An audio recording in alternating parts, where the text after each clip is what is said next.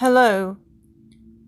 During the week of May 4th through 8th in Art Live, we have been looking at a concept called composition. You may have heard the word composition or the action that makes a composition, which is compose. Let's look at that word for a moment. This is a Latin-based word with a prefix, a root, and the word composition with the suffix.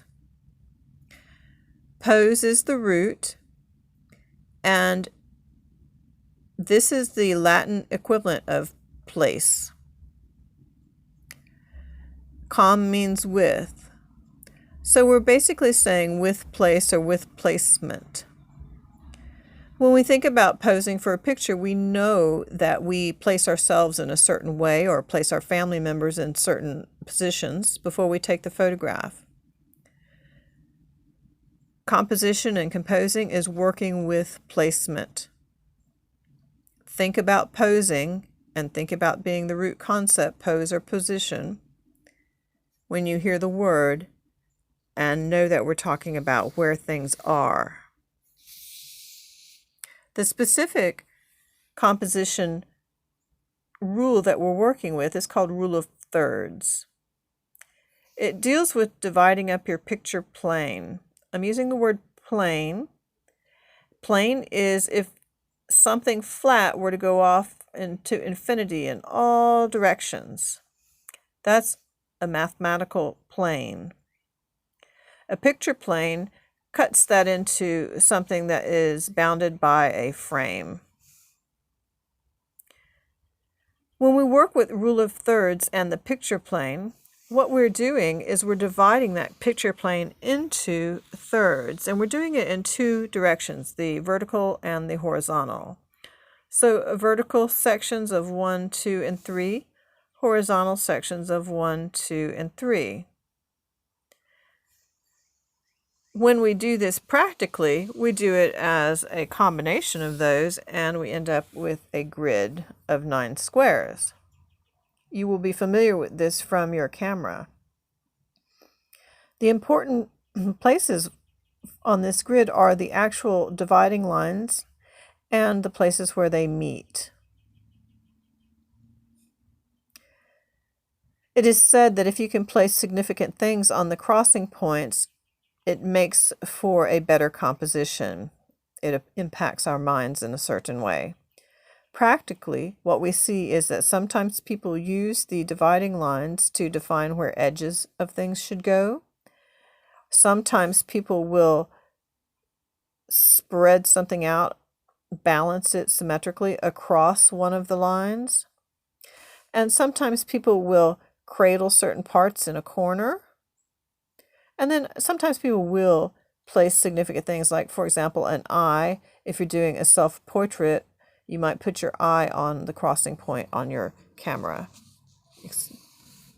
Let's look at examples. These are taken from magazines, so I went ahead and drew the lines and dashes right on them. This particular image is an abstraction of a rainy day over the mountains. The top third are the abstracted clouds. The middle third is the rain. The lower third are the mountains. One interesting thing to note, and I do see it with pictures, is that the halfway line of the picture plane is also used right here to change color of the rain. You will often see the halfway line coming into play, or the center point of the image coming into play, in addition to the third lines. Here's a photograph where the photographer would have had to find a place in the room to stand in order to get certain fixed elements to line up, and then possibly arranged some unfixed elements so that they align with thirds. The stair stops at third. The concrete pillar that is part of the wall is on a third line, and probably time of day was decided so that this light coming through the window and reflecting on the wall can also line up on a third line. The furniture was placed so that it can line up, and the top of the picture that's hanging on the wall.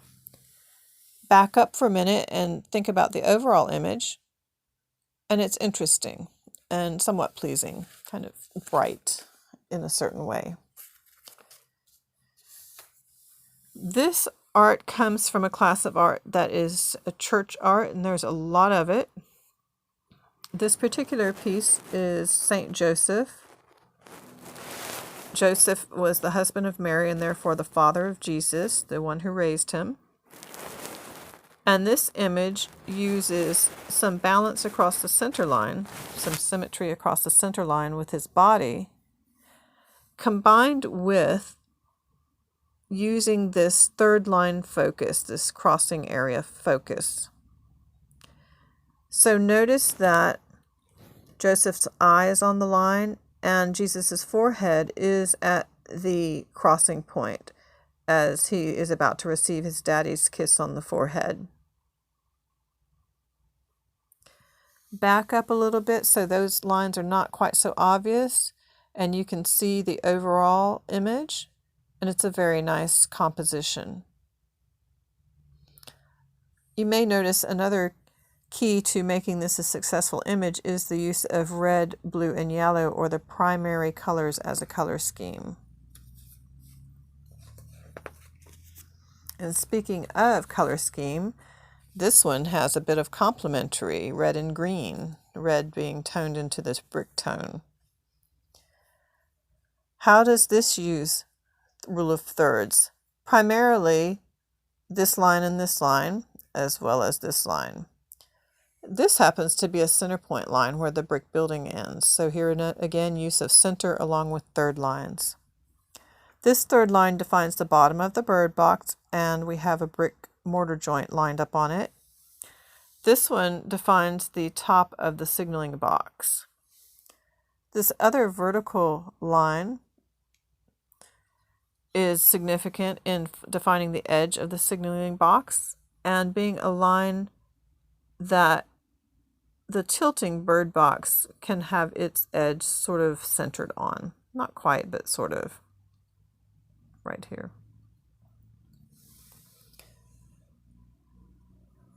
So this artist used the halfway mark and the third marks to create a successful and interesting composition.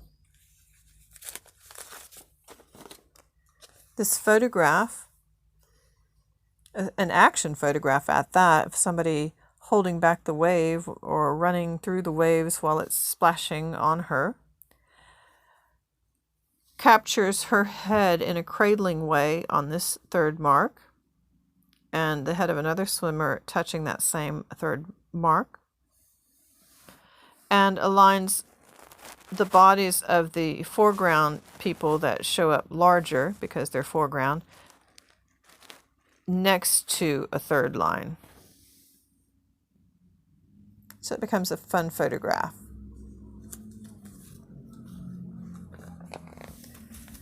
This image is sort of found object, almost scrapbooking, the popular scrapbooking type of image with cut up map, not a real one probably, a cut piece from a cloth tape measure, some string, some button type things, some ribbon.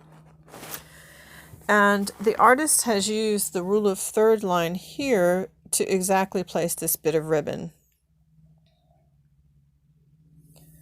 This crosses this third line on a map cut out of the island of Capri in the Mediterranean, and this is the Mediterranean water of the Mediterranean Sea is this color blue. It's known to be this color blue. So there's almost some messaging going on with this based on the color and pointing out the island of Capri, which is centered and focused on at this crossing point. Something to do with the number 5 might be important as well for this artist, because the 5 is right there associated with that rule of third line, the same one that focuses on the island.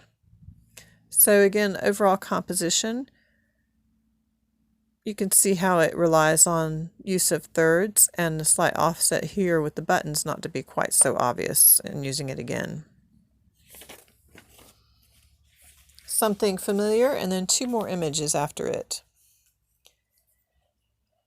The Geico Gecko. I'm sure most all of you have seen him on TV. Geico is messaging in this ad, there is a local office near you. Geico has not been known historically for having local offices, only for having an 800 phone number. So here they're promoting the idea that you can find an office near you. You can find one locally. They have focused that word, local, right there on a crossing point in the rule of thirds. The familiar gecko face is on the same horizontal crossing point on the other vertical. So his face is being embraced there and is in a horizontal line with the word local, so that we read the familiar face and then move across and see the word local.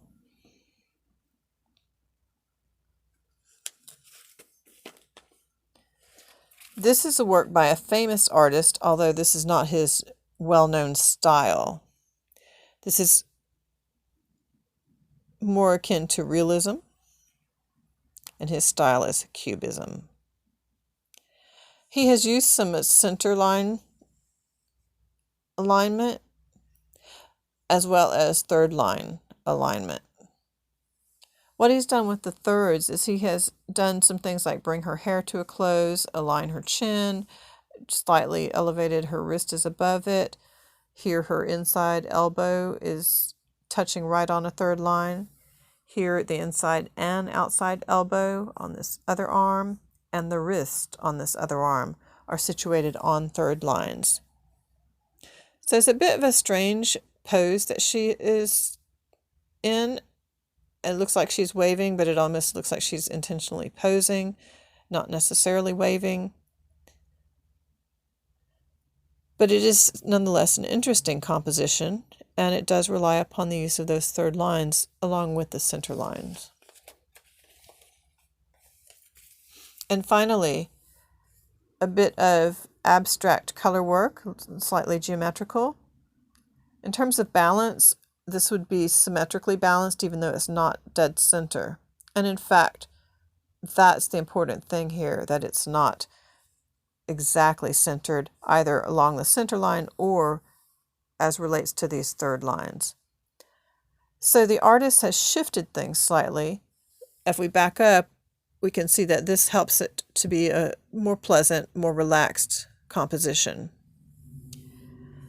The artist may well have had the grid in mind and shifted things slightly so that in terms of symmetrical balance, you have less here on this side than on this side. And in terms of symmetrical balance, coming up above a little bit the third line. But almost equal space from the edge of the painting to the square top and the square bottom to that third line. So we can use the grid in many ways. We can use it, in this case, I almost think of it as a way of avoiding too much geometrical symmetry in order to soften this abstract artwork. Many ways it can be used. The challenge before you, not a graded one, but developing your art eyes, is to start thinking in terms of how artists have used rule of thirds when they have composed things. Have they tried to locate things on the 4 points? Have they used one of the third lines or more than one of the third lines in composing the image? Try also using your camera's function and doing still lifes, things that you don't have to ask somebody to, be part of it with you. Or find something interesting that you want to take a picture of and then position yourself until you can make things line up just so using the grid on your camera. So have some fun exploring really good artwork and thinking about how they've used it, as well as trying it yourself with your camera. And look for the assignment that is associated with this particular topic.